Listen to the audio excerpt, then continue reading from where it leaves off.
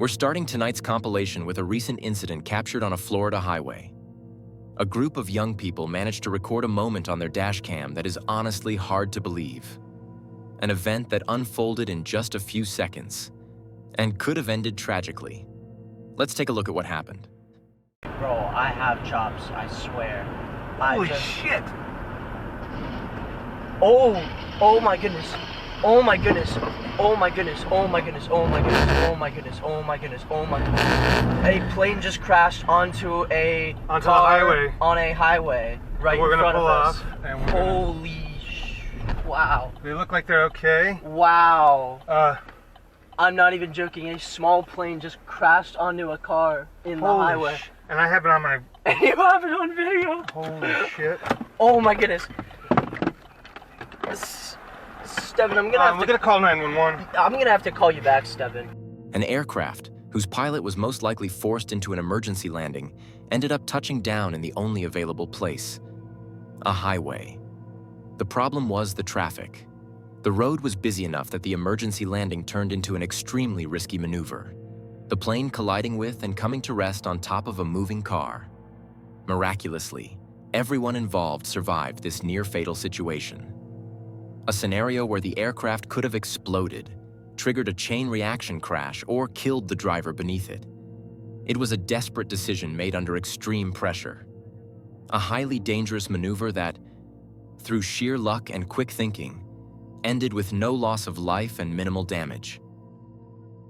Erlo Brown is the kind of creator who posts a wide variety of videos on his YouTube channel. Among them, there's one that seems fairly ordinary. Erlo heading into the South African jungle to find the perfect spot to place a trail camera. So far, nothing unusual. As he walks along a narrow path rarely used by people, carefully scouting the area, Erlo believes he's completely alone. But that sense of calm doesn't last long, because within seconds, what was supposed to be a simple outdoor task turns into the shock of his life. Let's see what happened. I think we have found a perfect place to place the trail camera. So this trail running along here is literally the only entrance and exit for this entire valley. And you can see it's very narrow, so it's very easy to funnel the animals in one spot. You know exactly where they'll be walking. It's very dense around here. So I guess animals can walk wherever they want. They don't need the trail. But I'm almost 100% convinced we'll catch some animals on this trail. Just look at how nice that is. I just have to find a good spot to place the camera. I'm not too concerned about people finding the camera. This trail isn't used a lot because it's just a one-way. It's not a through-way. So maybe a tree. I reckon this tree could maybe work. Although that's going to be very obvious. Maybe if we find something that's a little bit further into the tree line, so it's better hidden, this could perhaps work.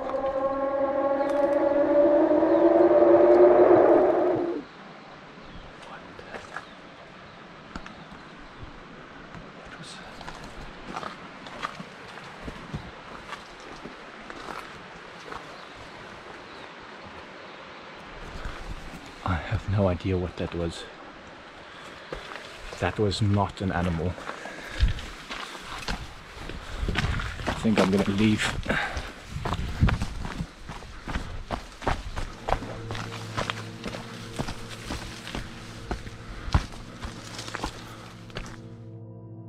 I can almost guarantee that very few of you would have guessed what that sound actually was. Honestly, it never even crossed my mind. It's obvious that Erlo was absolutely terrified, and I don't blame him at all. In his place, I would have run instantly without thinking twice. But to keep things short, it turns out the sound he heard wasn't natural. It wasn't an animal. It was an artificial noise designed to scare baboons away. A loud scream played on a large speaker, installed by locals to keep wildlife at a distance. Something Erlo later confirmed in a comment on his own video. And as he puts it himself, he doesn't know if it works on baboons, but it definitely worked on him. He ran away as fast as he could. John is an outdoor enthusiast who lives for nature and wilderness activities. He's also the creator behind the channel Lost Lakes. Recently, John has been posting videos together with his partner, Aaron. But years ago, he often went out alone. And among those older videos, one in particular stood out. It's a short clip. It's incredibly intense for John. And more importantly, it contains vital information for anyone who camps alone, far from civilization. Something happened that night. Something that shook him enough to speak openly about the danger. Let's take a look at what happened and what terrified John so deeply. Well, I am living every solo camper's nightmare right now. There appears to be an animal of some kind pacing around my tent. It's the middle of the night. I woke up at 3 a.m. and just couldn't sleep. And then around 3:30, I started to hear this pacing sound. And 45 minutes later, it's still pacing around out there. So I'm gonna talk it out with the GoPro and maintain sanity, and maybe the talking will make it go away. I'm just off Highway 101, west of Chapleau. So this is some very remote country, despite being right off the highway, and it's the black bear capital of the world. So I'm thinking that's a possibility. To keep the paranoia away, as I call it, we got three main tools. If you're a solo camper, I think these are well worth having with you. Even in the backcountry, it's a little extra weight, but a little air horn. That's the first line of defense, along with the headlamp. The bright light can be a good tool in trying to blind an animal that has much better night vision than ours, but would be very sensitive to light. Second line of defense, if the thing starts poking its nose at the tent, then I have got this little hatchet here, which I could whack it with this like sheath on, and worst case, take the sheath off. And then last line of defense, you might think this would be the second one, is the bear spray. If I use the bear spray in the tent, I'm going to get blinded and incapacitated, probably more than, let's say, a bear. If it is a bear, if it were to try and raid my tent, I'm probably going to get the worst of it. The idea being that hopefully it also gets hit and runs away, and then I can just recover in safety. And my car is literally right outside there, but I can't find my car key for the life of me. I think I may have left it in the car. So while I'm tempted to hop out and get in the car, turn on my headlights, that's not an option right now because I'm an idiot and I can't find my key. And the pacing continues. It's all gravel here. This is a kind of a boat launch for this little lake here. So I can hear everything on the gravel. I can hear all the footsteps, but anyway, the talking isn't making it go away, but it hasn't made a move toward the tent yet, so I don't know. Maybe it's just curious, and maybe it's biding its time for an attack. I don't know. But anyway, if you're a solo camper, these are some good ways to keep your sanity. After watching this clip, it's important to mention that John later posted a follow-up video where he addressed many of the questions viewers had. First, the car keys. According to John, they were under his sleeping bag or buried in his bedding. But in that moment of panic, he simply couldn't find them. His plan was to activate the car alarm to scare the animal away. The second major question was about the lack of a firearm. John lives in Canada, where firearm laws are strict. He doesn't have a carry permit, and even if he did, carrying a weapon in that situation wouldn't be legal. That's why he discusses alternative self-defense methods in the video, ones that align with the laws where he lives. Taking all of this into account, I'm genuinely relieved that John made it through that night unharmed. There are countless documented cases of bear attacks on campers, many of which end tragically. Which brings us to an important question. How would you prepare for a situation like this? What would your form of protection be, considering the laws in your country? Make sure to drop your thoughts in the comments. I read every single one. If you enjoyed this video, don't forget to hit the like button and share it with a friend who loves this kind of content. And if you're new here, consider subscribing. It's free, and it truly helps the channel grow, especially since more than 90% of viewers aren't subscribed yet. Also, tap the bell icon so YouTube actually notifies you whenever I upload something new. All right, back to the video. Next, we have a clip from a channel called My Backyard Birding, a channel dedicated to observing wildlife and animals right in the creator's backyard. So far, nothing unusual. However, several years ago, while out on a walk through the forest, the creator captured something very different on camera. Something that, if you're not used to seeing it, can feel like it's straight out of a horror movie. Personally, I'm not familiar with encounters like this.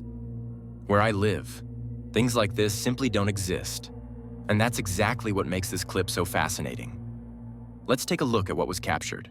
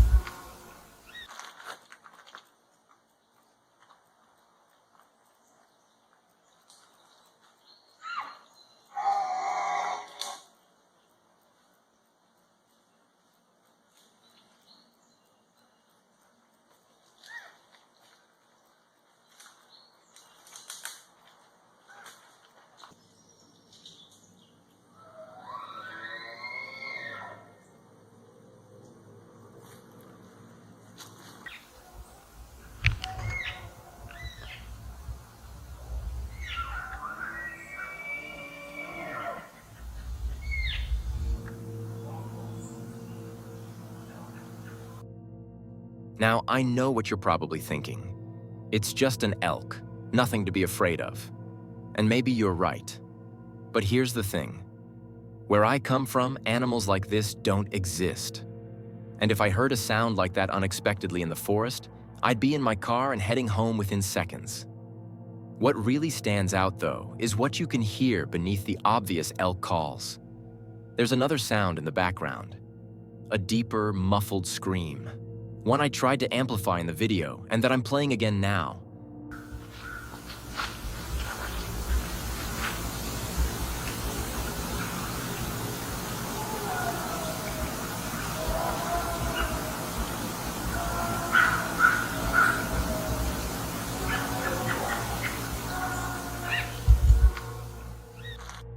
And that sound doesn't resemble an elk at all. To me, it feels more like a cry for help, a human scream, fear, pain, desperation, something far more unsettling than an animal call. So what do you think? Is it still just wildlife, or something much darker? Scotty's Gone Walkabout is a channel dedicated to the Australian outdoors. Scotty regularly goes camping, hiking, and fishing, activities that are part of his everyday life. In this video, we see him combining two of his favorite pastimes, camping and fishing. The day unfolds peacefully beside a gently flowing river, where Scotty sets up his tent for the night ahead. After several hours of fishing with little success, he prepares a small campfire. A fire to warm his food, provide some light, and, of course, to keep insects away, because this is Australia. Everything seems to be going perfectly. The evening feels calm and quiet, with no signs of danger. Until suddenly, it isn't. Let's see how things unfold.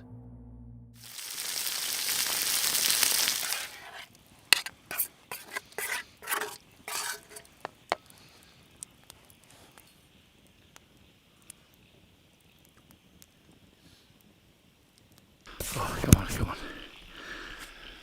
Alright, so I just stopped from the tent, looked into the bush, and I could see these little eyes. And I saw them kind of like bouncing around, and I thought it might have been some rabbits, because I thought I saw some rabbit burrows earlier on. But I just started to get a little bit closer, and they're like little puppies. I don't think they're foxes, I think they're like little dingo pups. I'll try and see if I can get close to them. There's about like 4 or 5 of them, and I couldn't see Mum, so I don't know where Mum is. But man, that's crazy. I'll see if I can film them. So they're just up there. I don't know if you can see the eyes. I'll try and get closer.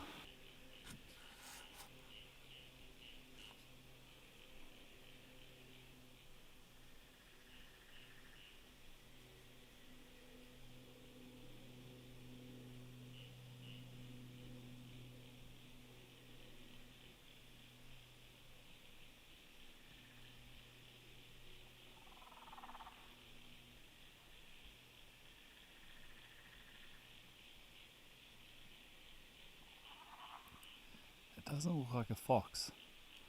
It looks like a dog, or like a dingo. But I can't see where Mum is. Very cute. I should probably leave him in peace. I don't want Mum to come out and attack me. Those are definitely not dingo pups. They're fox cubs. They look exactly like them. And what happens next completely confirms that. But for Scotty, instead of being reassuring, this realization has the opposite effect. Because seeing the cubs doesn't just mean young animals, it means something else is nearby, something that's looking for them. And that's where the fear sets in. Let's continue. Man, they're such a cool animal. We don't really have too many animals like that in Australia. That's pretty much our apex predator.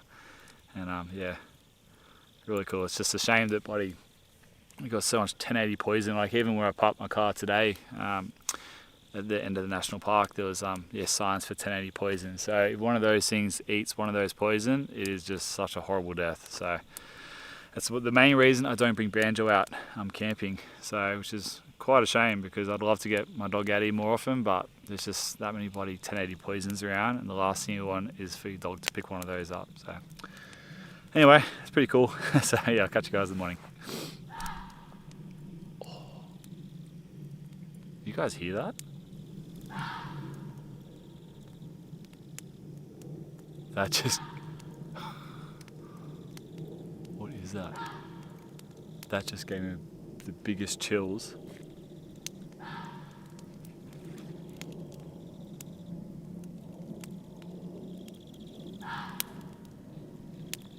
Oh man, my hairs on the back of my head just like stood up. It's coming from over there.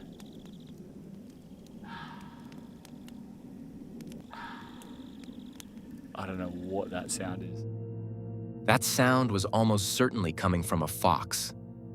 Most likely the mother calling her cubs back. But in the silence and darkness of the night, it was terrifying enough to send chills down Scotty's spine. So intense that it made his hair stand on end. Still, it confirmed what was already suspected. Those were fox cubs. And that's actually a somewhat reassuring outcome. especially in Australia. Because let's be honest, you can get hurt there by insects alone, not to mention the much larger and more dangerous wildlife. For the final clip of this compilation, we head over to a channel called Oreo Speedwagon, where a couple documents their life living and traveling in a van. As they describe it themselves, they spend a large part of their lives on the road, exploring, camping, and staying close to nature. Over the years, they've seen many things in the wilderness, some of which they admit were genuinely frightening. One important detail stands out though. Their channel isn't focused on horror or scary content. Most of what they share is peaceful, nature-based footage from life on the road, which makes it all the more interesting that recently, they've started talking about things that truly unsettled them. In this clip, the couple is camping in a forest, hoping for a few quiet, relaxing days. But that peace is suddenly broken by a sound neither of them can identify. Let's see how it unfolds. Been very quiet, very normal feeling. And since everyone's left except us, it's felt different. And I don't know how to explain that. It has felt more, it's almost felt oppressive, and I don't really care for that. You know, and obviously we're not a paranormal channel. We're not a ooh, spooky crap channel. It's just not what we do. We're van life. So I was listening to a football game in the van. The window was up because it's chilly. And it sounded like I heard something scream down here. Could have been a bobcat or whatever. I don't know. Who knows? You know. I'm not the kind, though, to just sit and wonder what it is. It's just not in my nature. Badger was outside a while ago. And he seems okay now. But a while ago, there were two specific areas. And they're actually back off over here somewhere that he was staring at. And his ears would pop up. So, you know, there's deer out here. There's all kinds of stuff. So I'm not a worrier. But it is just so quiet. Like you can't hear anything. So I walked down there a pretty good ways, didn't see anything. I don't know what I heard.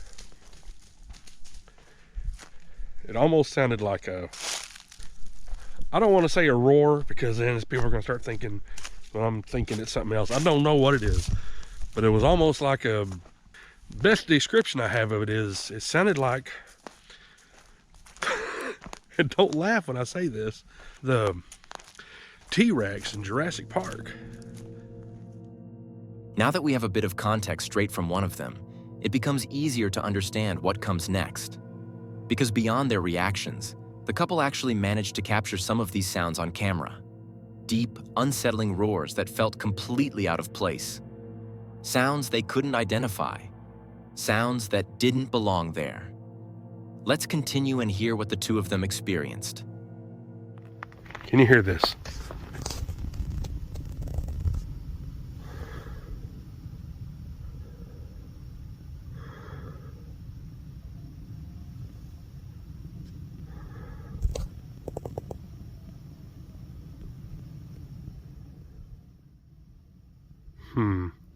Yeah, I do not know what that, I don't know what that was. So we've been sitting here for about 45 minutes, I don't know, 40 minutes. Rachel, I told her I'd been hearing something. She was asleep and didn't hear anything. So she wanted to hear, she wanted to know if she could hear something. So we've been sitting here, except the wind is down. Have you heard anything? Mm-mm. No, there's nothing out here. Maybe so. So when we sit in the van at night and it's chilly, homeboy just says, "No, I'm out." Sits under the heater and just chills. I don't blame him though, because it can get chilly in here. Yeah. Can y'all hear the...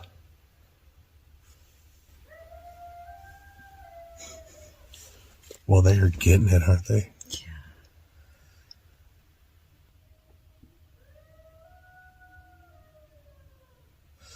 I hope it's showing up. They're close. Yeah, let me open this.